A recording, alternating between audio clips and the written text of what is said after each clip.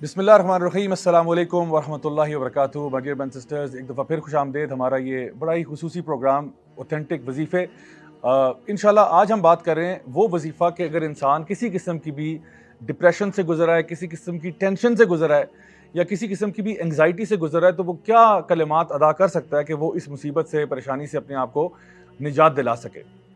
सुनन अबी दाऊद की हदीस है जहाँ पे नबी करीम सल्लल्लाहु अलैहि वसल्लम ने हमें एक बड़ा ज़बरदस्त वजीफ़ा बताया है इसी चीज़ के लिए, और वो है कि आप सूरह अत-तौबा की आखिरी आयत जो है उसकी तिलावत करें 7 मरतबा। अब वो आखिरी आयत क्या है? उसमें एक दुआ है, हस्बी अल्लाहु ला इलाहा इल्ला हु अलैहि तवक्कलतु व हुवा रब्बुल अर्शिल अज़ीम। ये दुआ जो है इसका माने ये है कि हस्बी अल्लाह, अल्लाह मेरे लिए काफ़ी है, ला इलाहा इल्ला हु, मैं किसी की इबादत नहीं करता सिवाय अल्लाह की ज़ात के, अलैहि तवक्कलत, और तवक्कल भी सिर्फ अल्लाह पे ही करता हूँ, किसी और पे तवक्कल नहीं करता। क्यों? क्योंकि वह हुआ रब्बुल अर्शिल अज़ीम, क्योंकि अर्श अज़ीम का मालिक जो मेरा रब है, अर्श अज़ीम का मालिक अल्लाह है। अब ये आती तो दुआओं के अंदर है, लेकिन असल में ये देखें कि हम अपने आप को एक बात सुना रहे हैं कि अल्लाह मेरे लिए काफ़ी है।